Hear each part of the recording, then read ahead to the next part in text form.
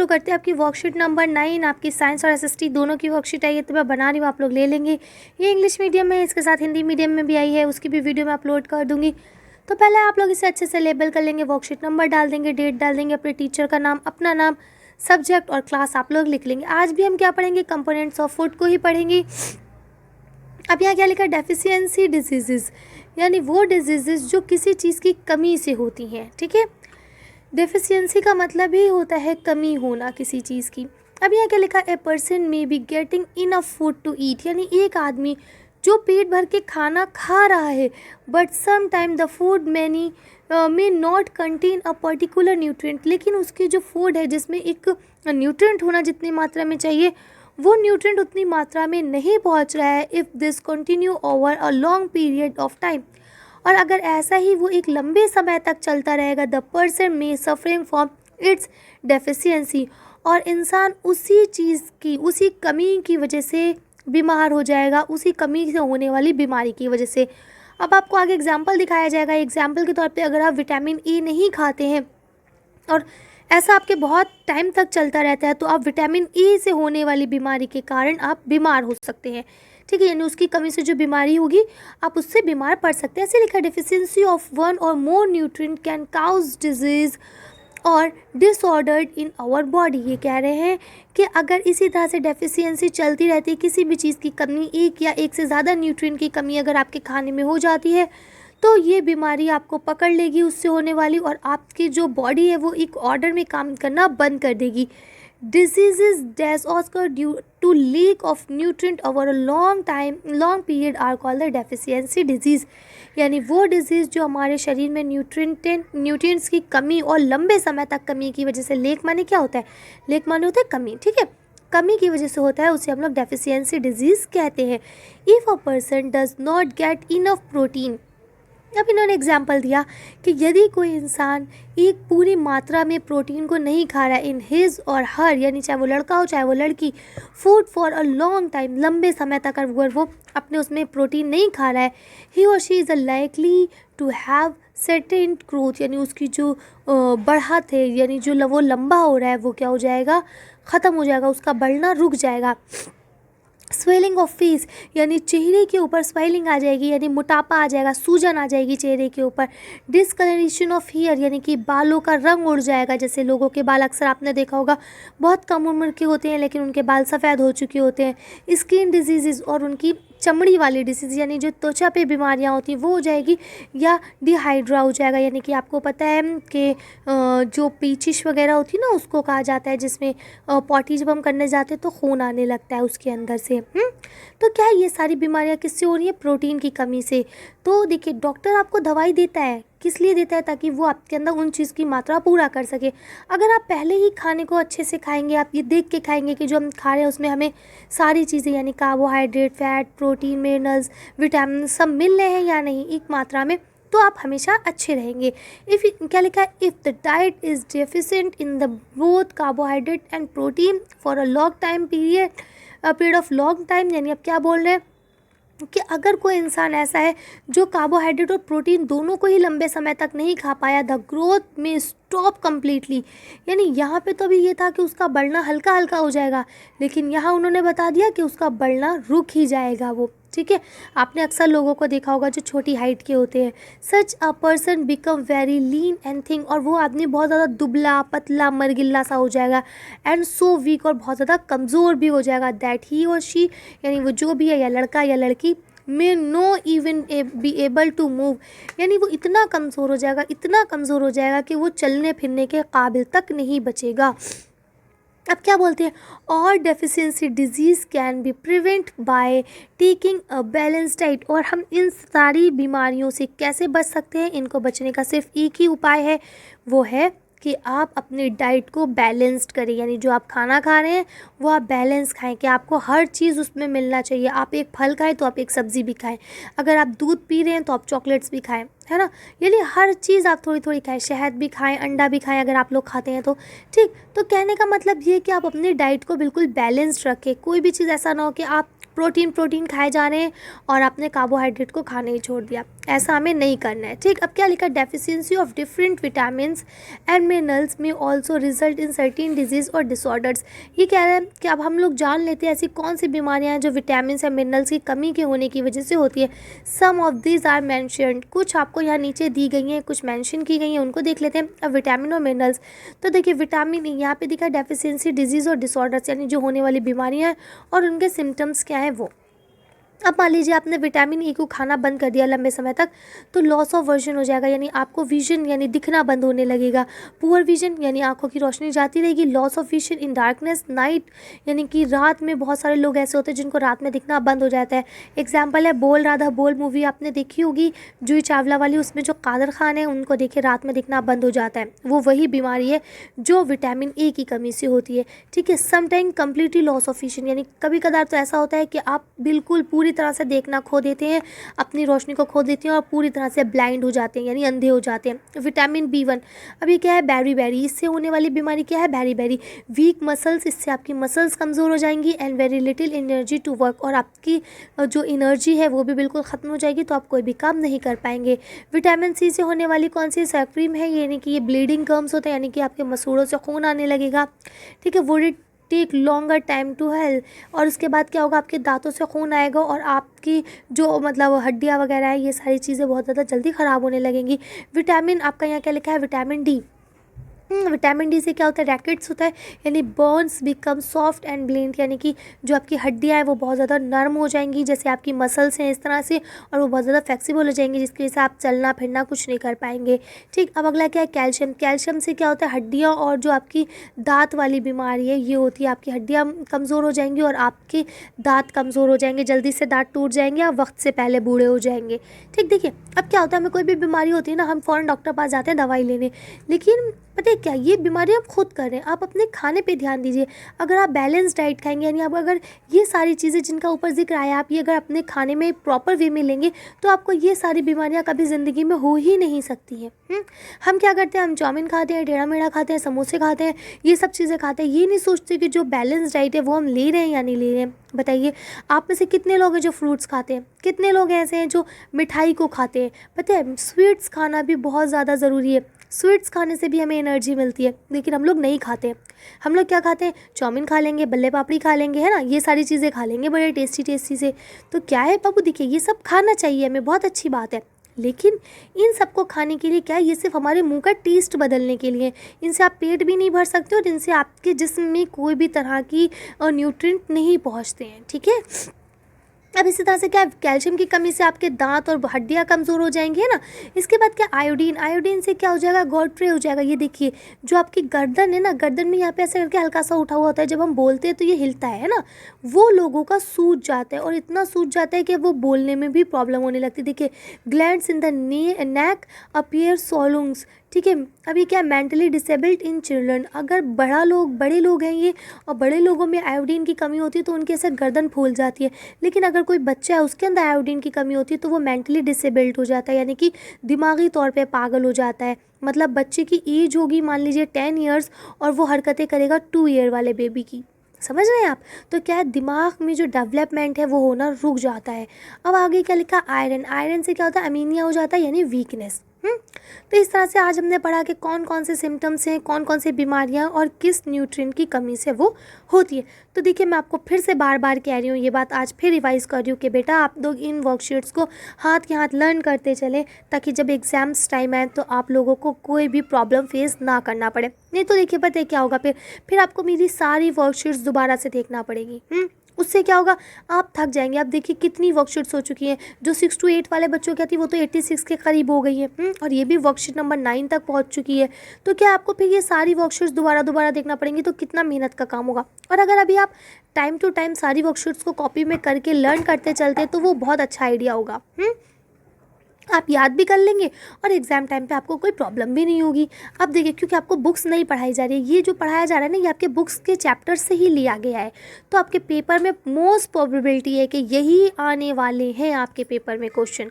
तो आप लोग प्लीज़ इसे लर्न करते चले। अब यहाँ लिखा आंसर दीज क्वेश्चन। अब आपको इन क्वेश्चन के आंसर देने हैं। Name the following. अब इन सबके नाम बताने। और vitamin required for maintain good I strength, यानी आँख की रोशनी के लिए कौन सा विटामिन ज़रूरी है। चलिए इसका आंसर देखते हैं हम लोग। आप इसका आंसर लिख लेंगे विटामिन ए। तो विटामिन ए ही एक ऐसा है, अगर हम इसको कम खाते हैं तो हमारी आंखें की रोशनी ख़राब हो जाती है, और अगर हम सही मात्रा में खाते हैं तो हमारी आंखों की रोशनी अच्छी रहती है। चलिए नेक्स्ट क्वेश्चन पढ़ते हैं। अगला क्वेश्चन है a mineral that is required for keeping our bones healthy, यानी वो कौन सा मिनरल्स है जो हमारी हड्डियों को मजबूत करने के लिए आवश्यक है। चलिए इसका आंसर देखते हैं। आंसर लिखेंगे कैल्शियम। ठीक है, सिर्फ एक कैल्शियम ही ऐसा है जिससे हमारी हड्डियाँ वगैरह मजबूत रहती है। अगर हम इसे कम खाएंगे तो हमारी हड्डियाँ कमज़ोर हो जाएंगी, और अगर हम प्रॉपर वे में खाएंगे जितनी मात्रा में चाहिए है तो हमारी हड्डियाँ हमेशा फिट एंड फाइन रहेंगी। कहीं क्वेश्चन नंबर सी दिया है a vitamin required for healing the wound, यानी वो कौन सा विटामिन है जो हमें ज़रूरत है किसकी, अपने हेलिंग द वाउंड करने के लिए। चलिए इसका आंसर कर देंगे विटामिन सी, यानी कि अब कौन सी ऐसी है जिससे जल्दी से जल्दी घाव भर जाता है, या आपकी जो स्किन इन्फेक्शन से ये सारी चीज़ें सही रहती हैं, या आपके दांत वगैरह सही रहते हैं, तो वो आपका विटामिन सी है। तो आप इसका आंसर लिख लेंगे। ये आपका क्वेश्चन नंबर 2, ये आपके फिल इन द ब्लैंक्स है। ये चारों मैं पढ़ती हूँ, चारों के आंसर एक साथ दिखाऊंगी क्योंकि बार बार बदलने में ना प्रॉब्लम बहुत ज़्यादा फेस करनी पड़ती है। तो आप लोग देखिए, लिखा है कि is caused bye deficiency of vitamin D, वो कौन सी बीमारी है जो विटामिन डी के कारण होती है।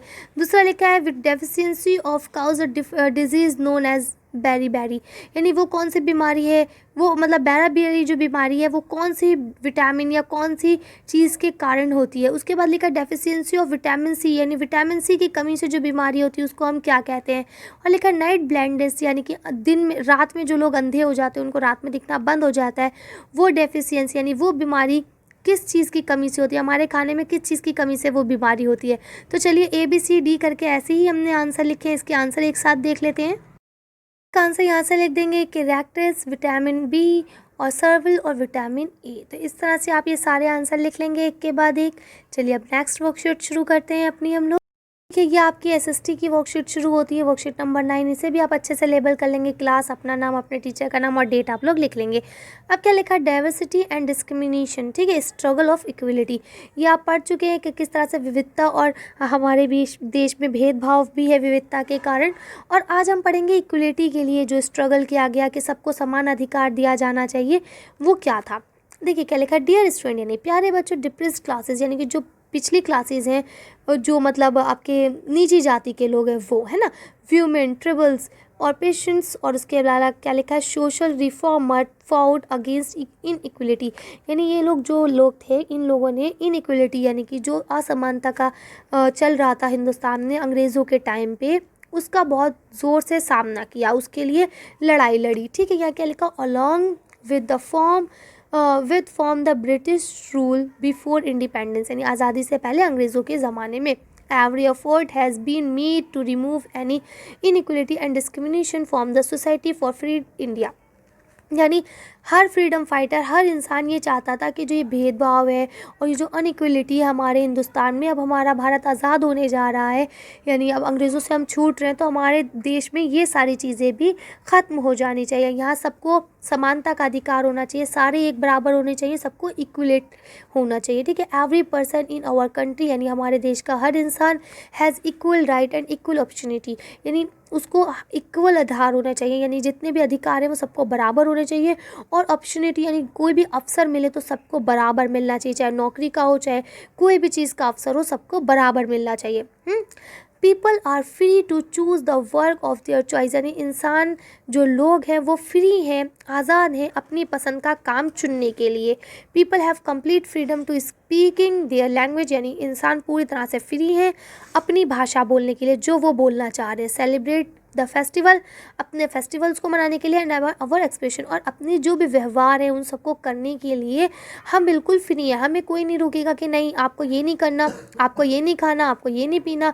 देखिए कोई वेजिटेरियन है, कोई उससे कहता है कि नहीं नहीं तुम वेजिटेरियन क्यों, तुम नॉन वेजिटेरियन बन जाओ, या कोई नॉन वेजिटेरियन है तो कोई उससे कहता है कि नहीं नहीं तुम वेजिटेरियन बन जाओ।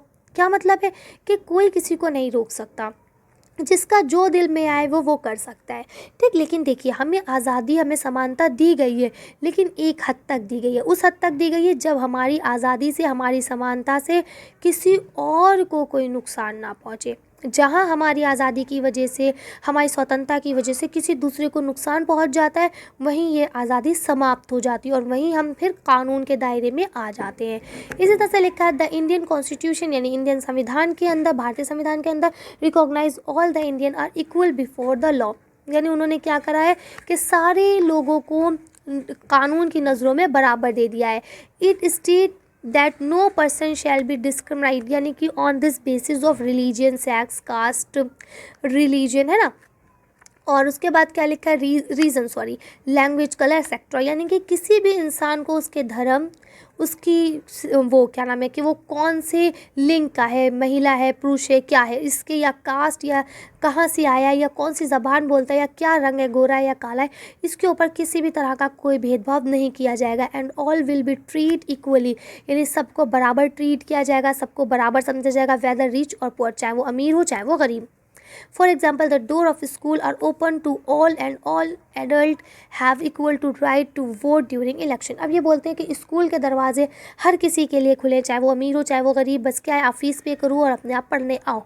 इसके अलावा गवर्नमेंट ने तो सबके लिए फ्री में स्कूल खोल दिए, जो जी चाहे वो पढ़ सकता है। इसके अलावा जो लोग 18 साल क्रॉस कर गए अडल्ट है, उन सबको वोट देने का अधिकार है, चाहे वो अमीर हो या गरीब, कोई मायने नहीं रखता कि आप क्या हैं, आपको वोट देना है। 18 साल आपने क्रॉस करे, आप वोट देने आइए, अपना इलेक्शन कार्ड बनवाइए, है ना। अब क्या लिखा है, डिस्प्यूट कॉन्स्टिट्यूशन मेजर्ड, यानी इतना सब कुछ होने के बावजूद there are sign of inequality in India, हमें अभी भी इंडिया के अंदर इनइक्वलिटी के साइन मिलते हैं, यानी असमानता के साइन मिलते हैं।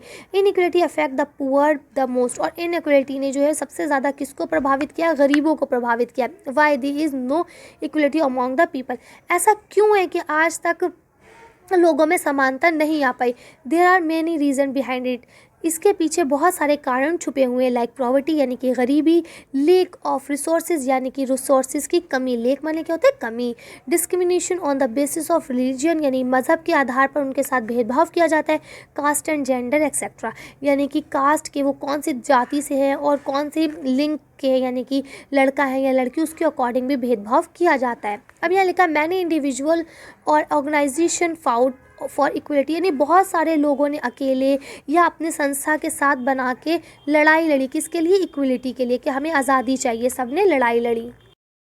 यहाँ आप देख सकते हैं क्या लिखा है, Bhimrao Ambedkar struggle for the, अब देखिए क्या है, भीमराव अंबेडकर ने इसके लिए स्ट्रगल किया, क्या, enter of everyone into the temple for social equal, यानी कि अब यह क्या बोलते हैं कि भीमराव अंबेडकर ने, जो डॉक्टर भीमराव अंबेडकर थे, इनके बारे में हम लोग ने पहले भी कई वर्कशीट्स में पढ़ा है कि इन्होंने स्ट्रगल करा, किस लिए करा, कि आप लोग सबको टेंपल में जाने दें। यानी पहले ज़माने में क्या होता था कि मंदिर में सिर्फ वो लोग जाते थे जो पंडित महात्मा लोग हुआ करते थे, और जो ज़रा से भी नीची जाति के होते थे उनको मंदिर में नहीं जाने दिया जाता था। इसी तरह से महात्मा ज्योतिबा फुले और सावित्री बाई फुल्ले जो थे, इन्होंने फॉट करा था फॉर वीमेन एजुकेशन, यानी औरतों की पढ़ाई के लिए उन्होंने स्ट्रगल करा था। उन्होंने लड़ाई लड़ी थी कि औरतों को भी समान अधिकार दिए जाना चाहिए और उनको भी पढ़ाई के लिए भेजा जाना चाहिए।